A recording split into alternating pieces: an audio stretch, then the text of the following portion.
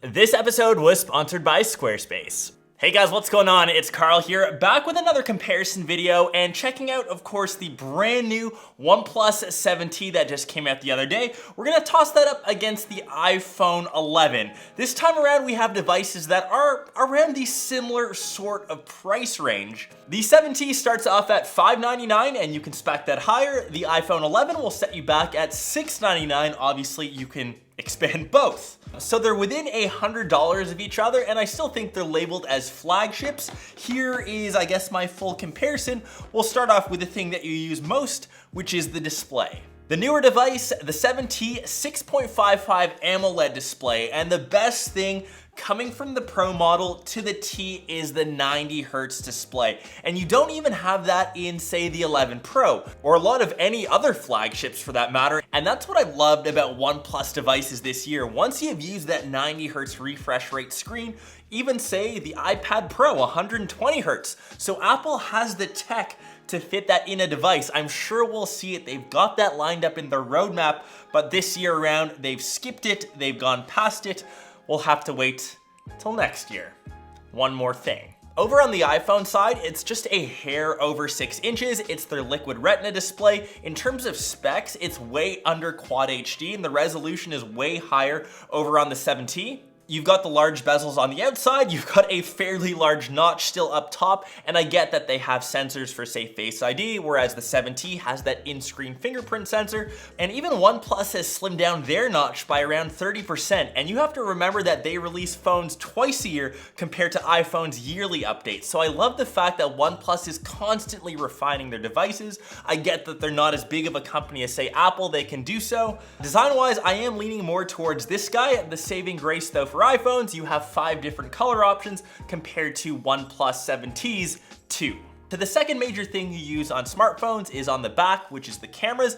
This is where it gets a bit tougher. If you're looking at this solely spec-wise, of course, 3 cameras on the 7T compared to the 2 on the iPhone. Even just looking at megapixel count, you've got the 48 beast on this guy compared to the 12 on this guy. But when you actually look at it, how many times do you actually use that third lens, which is the telephoto? I think maybe 1 out of every 50 or maybe even 100 shots. I'm usually just using the regular standard wide, or of course the ultra wide, which I can now say that the iPhone thankfully has. Here are of course some sample shots. I'll leave my unbiased opinion out of it. Let me know down below in the comments which you ended up preferring.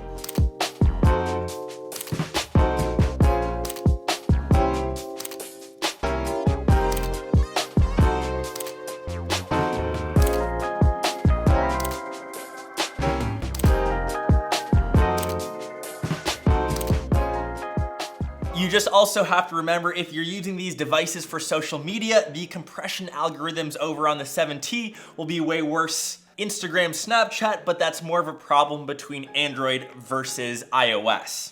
And that kind of leads into the next discussion, which once again, I think this is one that only you can decide. iOS 13, it's gotten better. Dark mode, swipe to text, which you can argue Android has had forever. But over on the 7T, we have a lot of gesture-based stuff, which is normally something that you found originally on an iPhone. Performance-wise, they've got the latest silicone in the respective categories. Of course, Snapdragon 855 Plus, the A13 Bionic over in the iPhone, so maybe I'll give them the slight nudge because just, I guess, benchmarks-wise, this guy does take the cake, but either device that you use, things are lightning quick. No matter what you're throwing at them, we're in flagship territory here. They'll breeze through pretty much everything, which will kind of land me on the last part of the comparison, which is battery life. As both devices are fairly new, they'll definitely last you the entire day, but just for the fact that OnePlus has Warp Charge, which I love so much, they've now improved that to Warp Charge 30T, that now gets you 70% in just 30 minutes of juicing up, whereas the iPhone 11, even within the box, they still have that slow, small charger. You have to pay that extra money, say for the 11 Pro, to have a larger charging brick, which once again, that's just one of the things that Apple head-scratchingly does. And when it comes down to it, both devices we can finally say have value. Without a doubt, this will be the best-selling iPhone, but I still think the 7T has better value. The biggest decision here is, of course, Android versus iOS. I think that's the biggest decision maker in the end. Let me know your thoughts down below in the comments. If you had, say, 700 bucks, 600, which device would you end up picking? Hope you guys enjoyed this comparison, and I'll catch the rest of you in one of my next episodes or vlogs. Peace.